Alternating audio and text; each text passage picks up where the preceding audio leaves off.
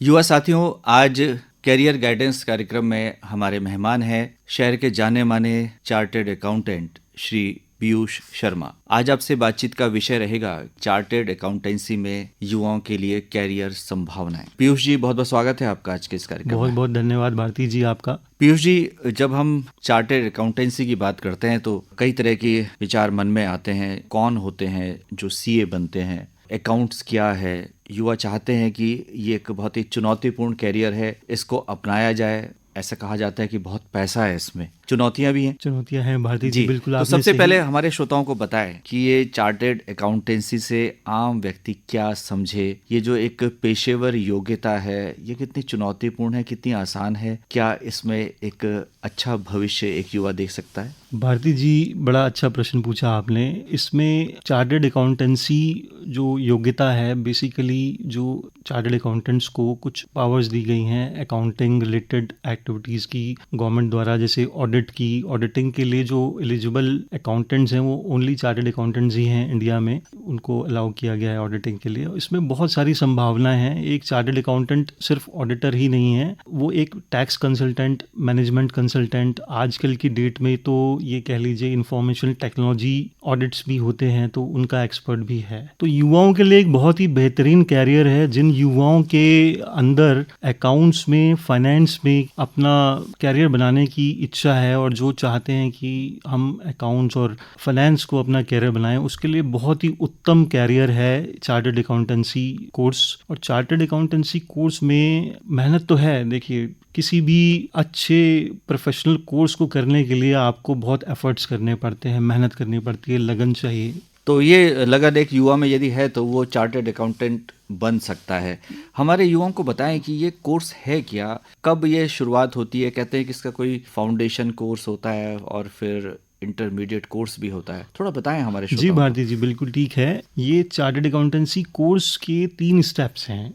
इसको बेसिकली 12वीं पास करने के बाद कोई भी अच्छा छात्र जो उसमें कैरियर बनाना चाहता है, वो फाउंडेशन कोर्स में थ्रू अपना रजिस्ट्रेशन करा के फाउंडेशन के थ्रू एंट्री ले सकता है इसमें। जी, इसके लिए क्या जरूरी है कि 12वीं में आपके पास अकाउंट्स एज ए सब्जेक्ट हो? नहीं, इसके लिए कोई मैंडेटरी नहीं है। 12वीं क्या, मतलब इसमें 2 स्टेप एंट्री प्रोसेस है। एक तो 12वीं के बाद भी एंटर हो सकता है और एक ग्रेजुएशन के बाद भी एंटर हो सकता है। और दोनों ही मतलब एंट्रीज में ऐसा नहीं है कि उसके पास अकाउंट्स, कॉमर्स या इकोनॉमिक्स सब्जेक्ट विषय उसने पढ़े हों। इसमें जरूरी ये है कि फाउंडेशन में तो उसको फाउंडेशन जब 12th के बाद वो एंटर करता है तो फाउंडेशन कोर्स उसको क्वालिफाई करना है। फाउंडेशन एक तरह से आपको एंट्री देने के लिए चार्टर्ड अकाउंटेंसी कोर्स में फाउंडेशन रखा गया है। तो कोई भी स्टूडेंट 12th पास करने के बाद फाउंडेशन क्लियर करके डायरेक्ट एंट्री मेन कोर्स में, जिसको सीए इंटरमीडिएट कहा जाता है, उसमें आ जाता है। जी, इसके लिए क्या कोई प्रवेश परीक्षा है? प्रवेश परीक्षा, ये फाउंडेशन कोर्स इटसेल्फ प्रवेश परीक्षा ही है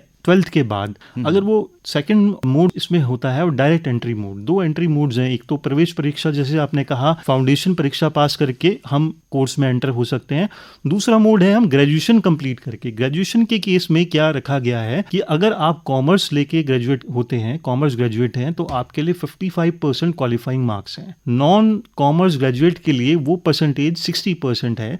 अगर वो 60% से अधिक मार्क्स लेके या नंबर लेके वो ग्रेजुएट होता है और कॉमर्स नहीं है उसके पास, वो भी डायरेक्ट इसमें एंट्री ले सकता है। जी, आपने इस कोर्स की जो संरचना है वो हमारे श्रोताओं को बताई। इसके बाद क्या कोई ट्रेनिंग है, कोई प्रशिक्षण कार्यक्रम है? बिल्कुल भारती जी। इसके बाद क्या होता है, जब हम फाउंडेशन कोर्स क्वालिफाई कर लेते हैं तो हम इंटरमीडिएट में एडमिट हो जाते हैं। इंटरमीडिएट लेवल पर इसमें आपको इंटरमीडिएट एग्जाम में 2 ग्रुप होते हैं। वो दोनों ग्रुप में से एक ग्रुप पास करके आप किसी रजिस्टर्ड चार्टर्ड अकाउंटेंट के अंडर, जो प्रैक्टिसिंग है, जो अपना व्यवसाय खोल के बैठा हुआ है, उसके अंडर आपको ट्रेनिंग करनी होती है। ट्रेनिंग पीरियड पहले 3 साल का होता था, वेयर एज अब नया सिलेबस आया है, उसमें वो ट्रेनिंग पीरियड में थोड़ा इन्होंने चेंज किया है। 3 साल से घटा के 2 साल कर दिया गया है। बट ट्रेनिंग से पहले आपको इंटरमीडिएट के प्रीवियसली क्या होता था कि एक ग्रुप पास करके 3 साल की ट्रेनिंग आप कर सकते थे। अब नए कोर्स में युवाओं को प्रोत्साहित करने के लिए और टाइम ड्यूरेशन कम करने के लिए इन्होंने क्या किया है कि इंटरमीडिएट आप क्वालिफाई कीजिए, उसके बाद ट्रेनिंग आपकी 2 साल की कर दी गई है। अब तो इस ट्रेनिंग को क्या नाम दिया गया है? इस ट्रेनिंग को आर्टिकलशिप कहा जाता है जनरली, एंड आर्टिकलशिप में ये बहुत कंपलसरी और कह लीजिए बहुत ज़रूरी पार्ट है चार्टर्ड अकाउंटेंसी कोर्स का। इसका रीज़न ये है कि आर्टिकलशिप के लिए जब भी कोई स्टूडेंट रजिस्टर्ड होता है या आता है तो उसको लाइव एनवायरनमेंट में, यानी कि लाइव एनवायरनमेंट में काम सीखने का, परफॉर्म करने का मौका दिया जाता है। जैसे सीए के यहाँ जो क्लाइंट्स होते हैं, किसी का ऑडिट चल रहा है, किसी के टैक्सेशन रिलेटेड कंसल्टेंसी है, तो उसके ऑडिट में उसको पार्ट बना के उसको सिखाया जाता है कि कैसे ऑडिटिंग होती है, कैसे टैक्सेशन के प्रोविजंस को अप्लाई करके टैक्स रिटर्न्स बनाए जाते हैं। आजकल जैसे हमारा ये जो जीएसटी लॉ है बहुत ही ज़्यादा वास्ट है, उसमें जीएसटी एवरी मंथ हमें देखना पड़ता है, तो मंथली जीएसटी आज रिटर्न्स कैसे फाइल की जाती हैं, तो ये सारा प्रैक्टिकल एक्सपोजर और प्रैक्टिकल एक्सपीरियंस हम आर्टिकल्स को देते हैं, इम्पार्ट करते हैं, जिससे कि वो आगे चल के जब वो एज ए प्रोफेशनल क्वालिफाई करके, फाइनल एग्जाम क्वालिफाई करके एज ए प्रोफेशनल काम करें तो उनको सारा काम आसानी से वो कर पाएं और प्रैक्टिकल एक्सपीरियंस हो। जैसे आपने जीएसटी की बात करी, इसी तरह से देश में जो आईटीआर है, इनकम टैक्स रिटर्न है, लगातार इसका दायरा भी बढ़ता जा रहा है और अधिक से अधिक लोग इनकम टैक्स रिटर्न फाइल कर रहे हैं, तो इसमें भी बहुत स्कोप है। हाँ जी, बिल्कुल, इसमें भी स्कोप है। एक प्रोफेशनल जो है कि हेल्प आईटीआर फाइलिंग के लिए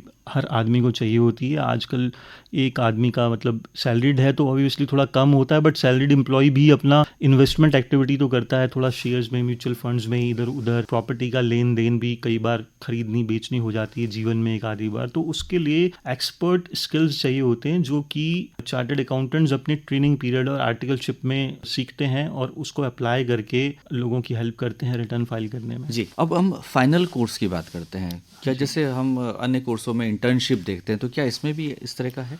ये सर, ये आर्टिकलशिप ही इंटर्नशिप है एक तरह से। ये तो प्रैक्टिकल एक्सपोजर है, इससे बड़ी इंटर्नशिप हो ही नहीं सकती, क्योंकि आप देख लीजिए, आपको जैसे इंटर्नशिप में तो फिर भी कुछ रिलैक्सेशंस होते हैं, इसमें आपको न्यू स्कीम ऑफ एजुकेशन जो अभी लॉन्च हुई है 1 जुलाई को, उसके हिसाब से 2 साल का आपको compulsory articleship as a CA office में जाके 10 to 6 की जैसे जॉब होती है उस तरह से परफॉर्म करना पड़ता है। उस during the articleship period institute की तरफ से एक मैंडेटरी स्टाइपेंड होता है, वो दिया जाता है ताकि जो स्टूडेंट है वो अपना खर्चा थोड़ा मीट आउट कर पाए। जी, अब परीक्षाओं की बात करते हैं। इसके जो एग्ज़ाम्स होते हैं, कहते हैं बहुत कठिन होते हैं, इनको पास करना बहुत आसान नहीं है।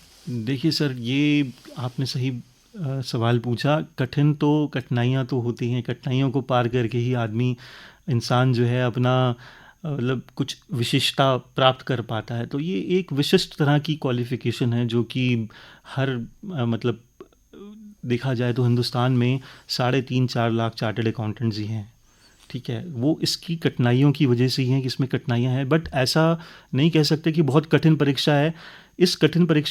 इस परीक्षा को पास करने के लिए आपके स्टूडेंट के अंदर 3-4 चीज़ें वो हैं बहुत महत्वपूर्ण हैं जो होनी चाहिए। हमने पढ़ा था अपने स्टूडेंट पीरियड में कि, और उसको इम्प्लीमेंट भी किया, कि जो सक्सेसफुल चार्टर्ड अकाउंटेंट बनने के लिए 4 D's की रिक्वायरमेंट होती है। D number 1 is determination, D number 2 is dedication, D number 3 is devotion, and D number 4 जो बहुत इंपॉर्टेंट है, दैट इज़ डिसिप्लिन। इन चारों D's को जो भी स्टूडेंट अगर साथ लेके चलेगा तो उसका पास होना नामुमकिन नहीं है, वो पास होगा ही होगा। और कठिनाइयाँ तो इंसान को सफलता प्राप्त करने के लिए चाहिए ही होती हैं, अदरवाइज़ सफलता का महत्व नहीं रह जाता। जी, अगर किसी के पास ये 4 D's हैं तो कैरियर के अवसर और ज़्यादा हो जाते हैं। बिकॉज तो वो कौन से अवसर हैं, कहाँ पर संभावना है, थोड़ा हमारे श्रोताओं को विस्तार से बताएं। इसमें अवसर तो ये है कि आप एक तो अपनी प्रैक्टिस आप कर सकते हो, अपना दफ्तर खोल के अपना आप फ्रीलांसिंग मतलब ऑडिटिंग सर्विस, टैक्सेशन सर्विस आप कर सकते हो। कॉर्पोरेट वर्ल्ड में कॉर्पोरेट जो बैलेंस शीट्स बनती हैं, फाइनेंशियल स्टेटमेंट्स बनते हैं, उनको बनाने में आप हेल्प कर सकते हो कॉर्पोरेट्स को। एंड मैनेजमेंट कंसल्टेंसी जो एक है एवेन्यू, वो आप कर सकते हो स्टार्ट, जिसमें मैनेजमेंट कंसल्टेंसी में आप लोगों को नए तरह के सेटअप्स और व्यापार में सेटअप करने में आप हेल्प कर सकते हो। फिर आजकल आईटी रिलेटेड जो ऑडिट्स हैं वो भी आप कर सकते हो। फिर एक नया स्कोप आया है फॉरेंसिक ऑडिट का, जैसे फ्रॉड्स हो जाते हैं फाइनेंशियल, तो उसमें बहुत बड़ा रोल है। इंस्टीट्यूट ने अभी कोर्स भी लॉन्च किया है एक लेटेस्ट फॉरेंसिक ऑडिट के ऊपर, जिसमें कि फाइनेंशियल फ्रॉड्स, एम्बेजलमेंट्स होते हैं उनको पकड़ने के लिए। तो आपने बताया कि बहुत संभावना है, चुनौतियां भी हैं, और ख़ास तौर जी। पे ये विविध अवसर खोलता है आपके यहाँ लिए। ये विविध अवसर खोलता है और बस चुनौतियों। विशेषज्ञता की कमी है, अगर इस क्षेत्र में आप आगे हैं तो आगे बढ़ सकते हैं। हाँ जी, अंत में बिल्कुल। जानना चाहेंगे कि वो कौन है जो इसमें सफल होते हैं? देखिए, इसमें सफलता का एक मूल मंत्र ये है कि जो लगातार प्रयास करता रहेगा और लगा रहेगा। वैसे तो कहा जाता है कि 15-16 घंटे पढ़ना पड़ता है, बट मैं ये कहूँगा कि डेली अपने स्टूडेंट लाइफ में जब आपने कोर्स स्टार्ट किया है, ईमानदारी से 5 से 6 घंटे अगर आप इसकी मतलब इन डेप्थ नॉलेज, आप गहराई तक जाके जो कोर्स मटेरियल इंस्टीट्यूट प्रोवाइड करता है, जो रेफरेंस बुक का वो रेफरेंस देता है, उनको अगर हम पढ़ेंगे तो हमारा ज्ञान का वर्धन होता है। और ज्ञान वर्धन के साथ साथ हम उसको लॉजिकल टेस्ट अगर हम करेंगे अपने ऑफिस पीरियड में, जो ट्रेनिंग चल रही है आर्टिकलशिप में, वहाँ हमें प्रैक्टिकल एक्सपीरियंस मिलेगा जो कि हमें एग्जामिनेशन पास करने में हेल्प करता है। तो एक इसमें जो है कि सिंसियरिटी, ऑनेस्टी आपको दिखानी है एज ए स्टूडेंट, तो आपके लिए रहा चार्टर्ड अकाउंटेंट बनने की मुश्किल नहीं है, वो बड़ी आसान हो जाएगी। निश्चित तौर पर आपने जो जानकारी दी है इसका लाभ हमारे युवा साथी उठाएंगे, और अगर वो चाहते हैं कि वो एक अच्छा सफल चार्टर्ड अकाउंटेंट बनना चाहते हैं तो आज ही वो संकल्प ले सकते हैं। बिल्कुल, ये एक संकल्प लेने का ही मैटर है, बिकॉज जो बाकी एग्जाम्स होते हैं या जो भी कोर्सेज हैं उनमें क्या है कि आपको पढ़ाई ही करनी होती है। यहाँ चार्टर्ड अकाउंटेंसी कोर्स इस तरह से डिज़ाइंड है, एक तो ये देखा जाए कि सेल्फ लर्निंग मोड में है, आपको खुद पढ़ना है, साथ में आपको प्रैक्टिकल एक्सपीरियंस के लिए सीए के ऑफिस में काम भी करना है। तो आपके ऊपर जिम्मेदारी ज़्यादा होती है, आपके पास टाइम कम होता है क्योंकि आपको ऑफिस में भी टाइम डिवोट करना है, पढ़ाई में भी करना है। तो ये टाइम मैनेजमेंट का बहुत बड़ा महत्व आ जाता है इसमें। तो और टाइम, जिस तरह से कॉरपोरेट जो वर्ल्ड है वो विस्तार पा रहा है, तो संभावनाएं बहुत असीम संभावनाएं हैं। बहुत असीम हैं और प्रबल हैं, क्योंकि जो institute of chartered accountants of India है, जो ये कोर्स चार्टर्ड अकाउंटेंसी का कंट्रोल करता है या बोर्ड ऑफ स्टडीज़ के थ्रू, वो हमारी वर्ल्ड की सेकंड लार्जेस्ट अकाउंटिंग बॉडी है। और हम ग्रो कर रहे हैं और आगे समय आएगा कि हम वर्ल्ड की नंबर 1 अकाउंटिंग बॉडी बनेंगे, और उससे हमें कोई नहीं रोक सकता है। जैसे कि आप देख ही रहे हैं, अभी इंडिया जो है 4 ट्रिलियन इकनॉमी क्रॉस कर चुकी है। 2-3 दिन पहले ही मैं अभी न्यूज़ में देख रहा था। जी, तो असीम संभावनाएं हैं, और युवा जी। साथी अगर चाहें, संकल्पित हो, तो बहुत अच्छा वो कर सकते हैं। उनके लिए बहुत बहुत शुभकामनाएं। आप इस कार्यक्रम में आए, आपने इतनी महत्वपूर्ण जानकारी हमारे युवा साथियों के साथ साझा की, आपका बहुत बहुत आभार, धन्यवाद। आपका बहुत पीयूष बहुत जी। धन्यवाद।